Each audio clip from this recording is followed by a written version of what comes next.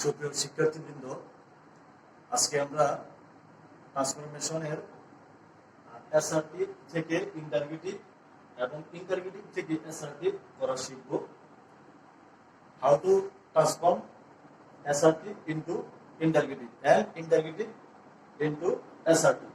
Let's start the class. I'm Abu Khair with you, lecturer in English at our Indian College. তো এটি ট্রান্সফরমেশনের উপরে 11 নম্বর class, ঠিক আছে? তো তোমরা জানো ট্রান্সফরমেশন 6 নম্বর প্রশ্নে এসে থাকে। 5টা ট্রান্সফরমেশনের উত্তর করতে হয়। এর মধ্যে আমরা জানি অনেকগুলি আইটেম রয়েছে ট্রান্সফরমেশনের মধ্যে। এর মধ্যে অ্যাসার্টিভ থেকে ইন্টারগেটিভ এবং ইন্টারগেটিভ থেকে অ্যাসার্টিভ অন্যতম। তো আমরা অ্যাসার্টিভ থেকে ইন্টারগেটিভ আবার ইন্টারগেটিভ থেকে অ্যাসার্টিভ করা শিখব। তো তোমাদেরকে দেখতে হবে যে সেন্টেন্সটার মধ্যে অক্সিলারি ভার্ব বা সাহায্যকারী ভার্ব আছে কিনা। যদি থাকে তাহলে ইন্টারগেটিভ তুমি কিভাবে করবে, এই সাহায্যকারী ভার্বটাকে তুমি সাবজেক্টের আগে নিয়ে আসবে এবং সাথে একটা নট দিতে হবে আর শেষে প্রশ্নবোধক চিহ্ন। আবার বলছি, যদি সেন্টেন্সের মধ্যে সাহায্যকারী ভার্ব থাকে, অক্সিলারি ভার্ব থাকে, যেমন এখানে ইজ, এখানে হ্যাজ, এখানে ক্যান, এখানে হ্যাজ, এরকম সাহায্যকারী ভার্ব যদি বাক্যের মধ্যে থাকে তাহলে আমরা এই সাহায্যকারী ভার্বটাকে সাবজেক্টের আগে নিয়ে আসব এবং সেন্টেন্সের মধ্যে যদি নট না থাকে তাহলে আমরা ওই সাহায্যকারী ভার্বের সাথে নট দিয়ে দিব। আর ইন্টারগেটিভ যেহেতু অবশ্যই শেষে প্রশ্নবোধক চিহ্নটা দিতে হবে। তো সাহায্যকারী ভার্বটা আগে আনবো, নট না থাকলে নট দিতে হবে, আর যদি থাকে তাহলে আমরা নটটা দিব না, বরং নটটা উঠাইয়া দিব। হি ইজ এ গুড বয়, সুতরাং এটার উত্তর হবে ইজটা আমরা আগে আনবো এবং নট দিব। সুতরাং is not he a good boy. আর আমরা নটটাকে অক্সিলারি ভার্বের সাথে কন্ট্রাকশন করে অর্থাৎ সংক্ষিপ্ত করে এন অ্যাপোস্ট্রোফ কমা টি এভাবে লিখতে পারি, ইজন্ট হি এ গুড বয়। এরপর যদি ইন্টারগেটিভ থেকে আমরা অ্যাসার্টিভ করতে চাই তাহলে সাহায্যকারী ভার্বটা আমরা সাবজেক্টের পরে নিয়ে যাব এবং নট থাকলে নট উঠিয়ে দিব। আর যদি নট না থাকে সেই ক্ষেত্রে অ্যাসার্টিভ করার সময় নট দিতে হবে। তো wasn't the man very honest, লোকটা কি সৎ ছিল না? তো আমরা কিভাবে করব, এই দ্য ম্যানের পরে আমরা এই ওয়াজটা নিয়ে আসব। The man was very honest, the man was very honest. এখানে নট হয়নি কেন? ইন্টারগেটিভে নট থাকলে অ্যাসার্টিভে দেওয়া যাবে না। হ্যাঁ, আবার ইন্টারগেটিভে নট না থাকলে অ্যাসার্টিভে দিতে হবে। আবার অ্যাসার্টিভ থেকে যখন ইন্টারগেটিভ করব তখন অ্যাসার্টিভে যদি নট না থাকে ইন্টারগেটিভ করার সময় দিতে হবে। আর অ্যাসার্টিভে যদি নট থাকে সেক্ষেত্রে ইন্টারগেটিভ করার সময় নট উঠিয়ে দিতে হবে, নট দেওয়া যাবে না। শুধু অক্সিলারি ভার্বটা আমরা সামনে নিয়ে আসবো। The girl has a sweet look, তো এখানে আমরা হ্যাজটা দ্য গার্লের আগে নিয়ে আসবো এবং সাথে একটা নট দিতে হবে। Hasn't the girl a sweet look? Won't you come today, তুমি কি আর আসবে না? তো এখানে ওন্ট হচ্ছে উইল নটের সংক্ষিপ্ত রূপ। তো আমরা এই সাবজেক্টের পরে উইল লিখবো। হ্যাঁ, you will come today, you will come today. এটাকে যদি আমরা ইন্টারগেটিভ করতে চাই তাহলে কিভাবে করব, এই উইলটাকে আগে আনতে হবে, সাথে নট দিতে হবে। Will not you come today, অথবা কি উইল নট কে যদি আমরা সংক্ষেপে লিখি এভাবে লিখতে হবে।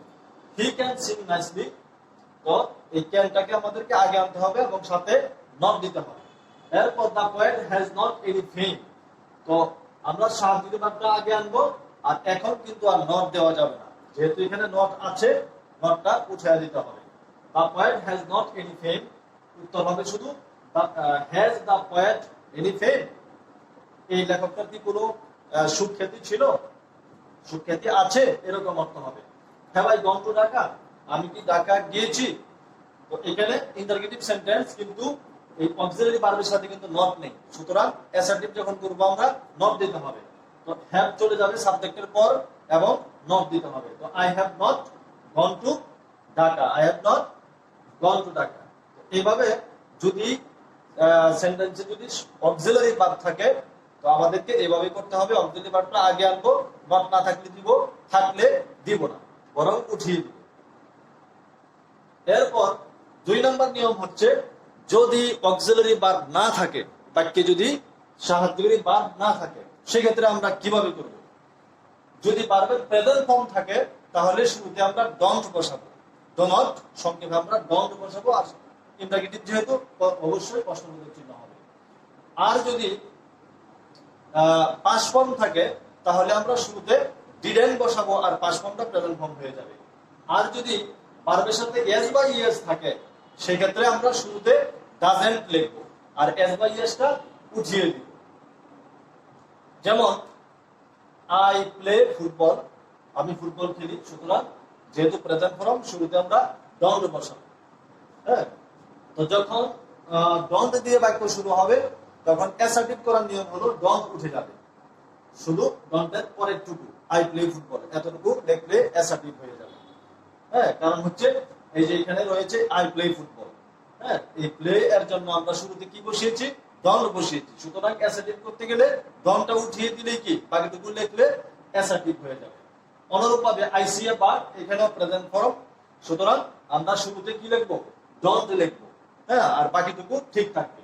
আবার যখন ডন্ট থাকবে তখন আমরা ডন্ট উঠিয়ে দিয়ে বাকিটুকু লিখবো, অ্যাসার্টিভ হয়ে যাবে।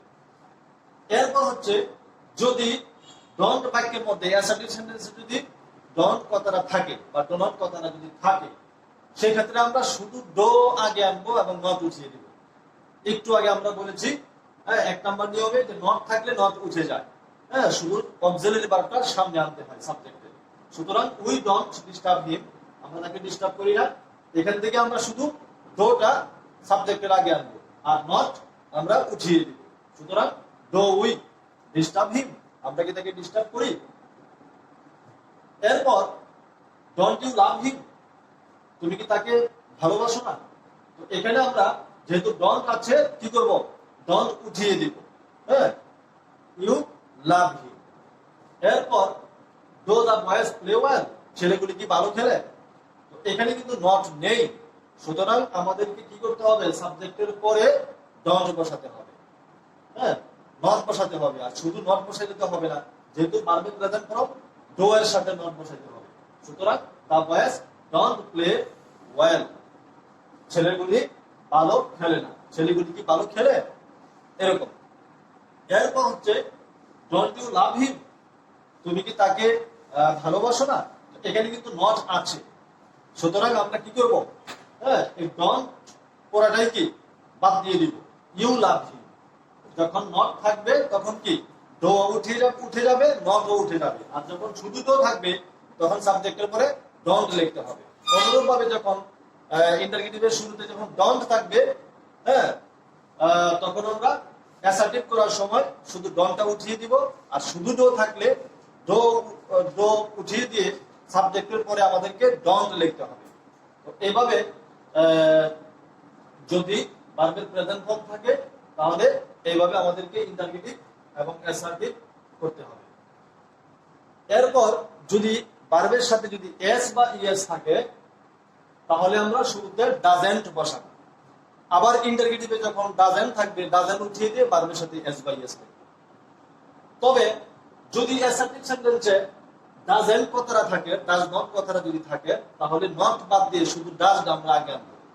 সুতরাং যদি কোনো ইন্টারগেটিভে আমরা শুরুতে ডাজ পাই তাহলে বোঝা গেল কি সাবজেক্টের পরে ডাজেন্ট লিখতে হবে। ঠিক আছে, উদাহরণ দেখি। দ্য বয় প্লেস ফুটবল, এখানে এস বাই এস রয়েছে, সুতরাং ইন্টারগেটিভ করতে হলে ডাজেন্ট বা ডাজ নট, আর এস বাই এস উঠে যাবে। শেষের প্রশ্নবোধক চিহ্ন তো অবশ্যই দিতে হবে। হি ক্যাচেস ফিশ, এখানেও এস বাই এস রয়েছে, সুতরাং ডাজেন্ট হি ক্যাচ ফিশ, এই ইএসটা উঠে যাবে, আর শুরুতে does not. The girl loves him, এখানেও এস বাই এস রয়েছে, সুতরাং ডাজেন্ট দ্য গার্ল লাভ হিম। এখন যদি আমরা ইন্টারগেটিভ থেকে অ্যাসার্টিভ করতে চাই তাহলে doesn't he write a letter, তো আমরা কি করব? ডাজেন্ট উঠিয়ে দিয়ে এখানে একটা এস বসিয়ে দেব, হ্যাঁ। অনুরূপভাবে ডাজেন্ট রফিক ড্রাইভ এ কার, তারপর ডাজেন্ট উঠিয়ে দিয়ে ড্রাইভের সাথে এস বাই এর যুক্ত করব।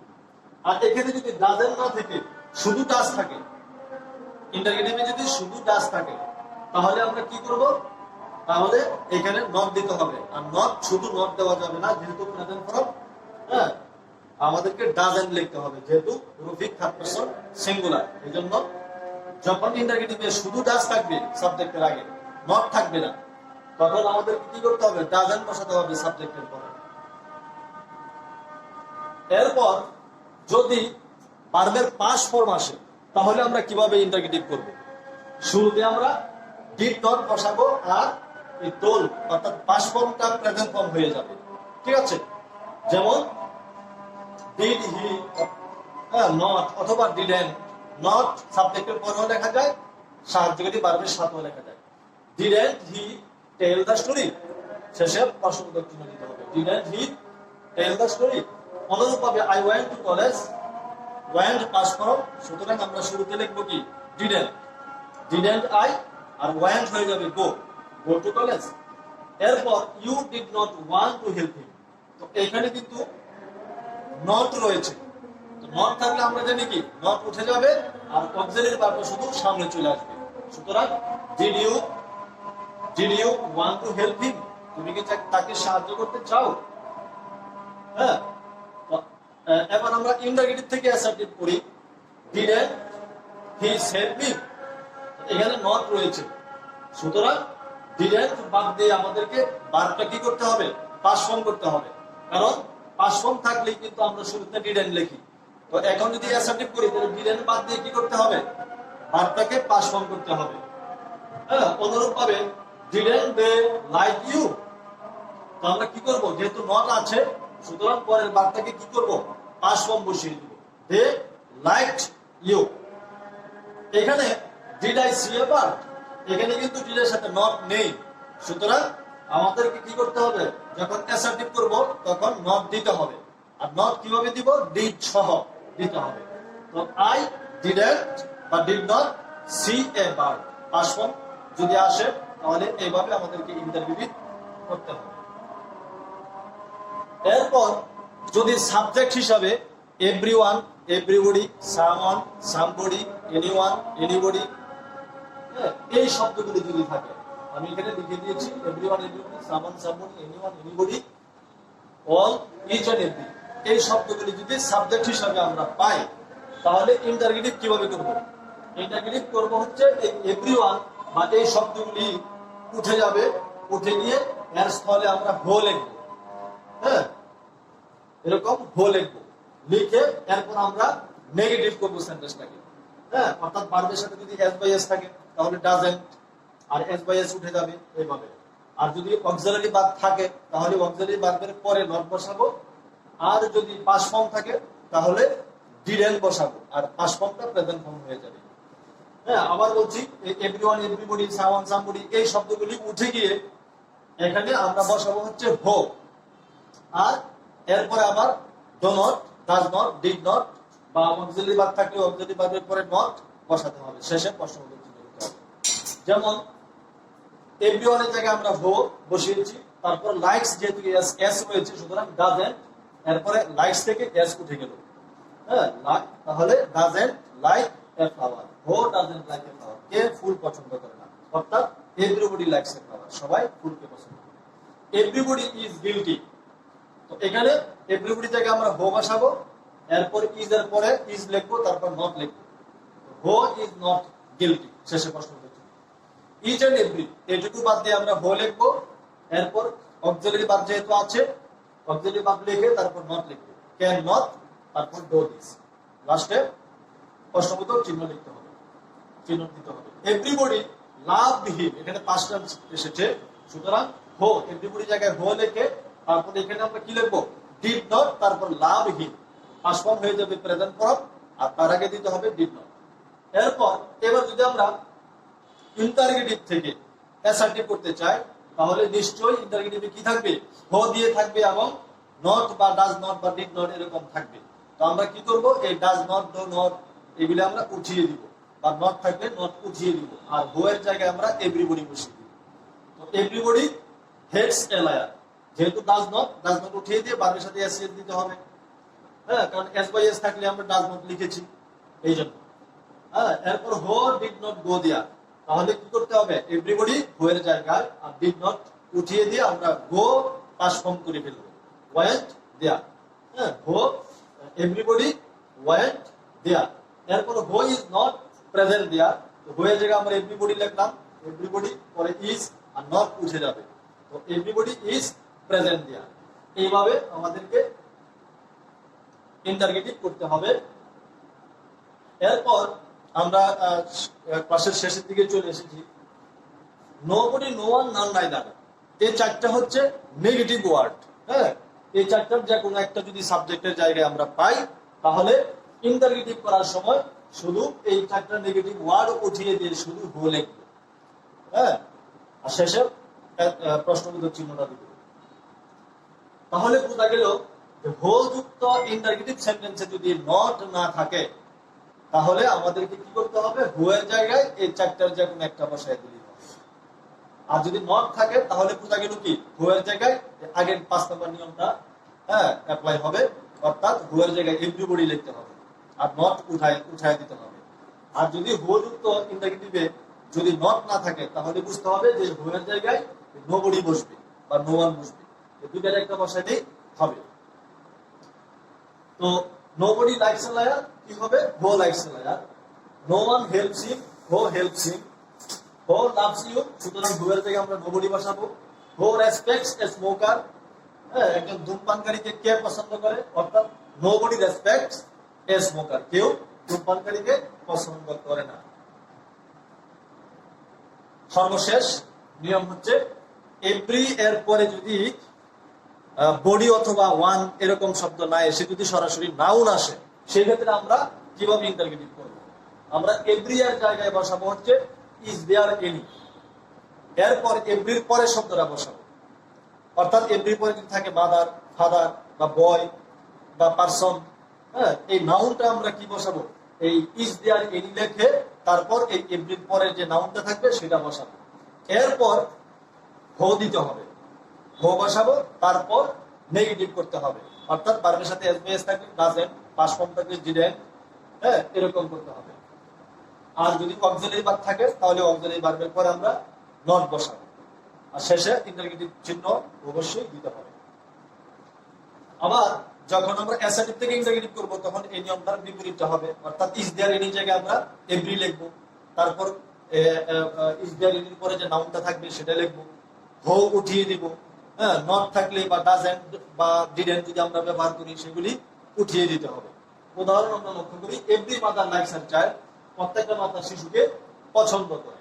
তো এভরি জায়গায় আমরা ইজ দেয়ার এনি লিখবো, তারপর মাদার, তারপর এখানে হো, লাইকস এর আগে বা মাদারের পরে এখানে হো লিখবো। এরপর ডাজ নট, যেহেতু ভার্বের সাথে এস বাই এস রয়েছে, does not like her children, এসটা উঠে যাবে যেহেতু আমরা ডাজ নট লিখেছি। এরপর ইন্টারগেটিভ থেকে যখন আমরা অ্যাসার্টিভ করব, is there any man who doesn't love his country, এমন কোন লোক আছে কি যে তার দেশকে ভালোবাসে না, অর্থাৎ প্রত্যেকেই তার দেশকে ভালোবাসে। তো কিভাবে করব, ইজ দেয়ার এনি জায়গায় আমরা এভরি লিখবো, তারপর মেল আর হো ডাজ নট এতটুকু আমরা উঠিয়ে দিব, এবং ভার্বের সাথে এস বাই এস যোগ করব, যেহেতু আমরা ডাজ নট উঠিয়ে দিচ্ছি, এই ডাজের কারণে আমরা এখানে কি করব, ভার্বের সাথে এস বাই এস যোগ করব।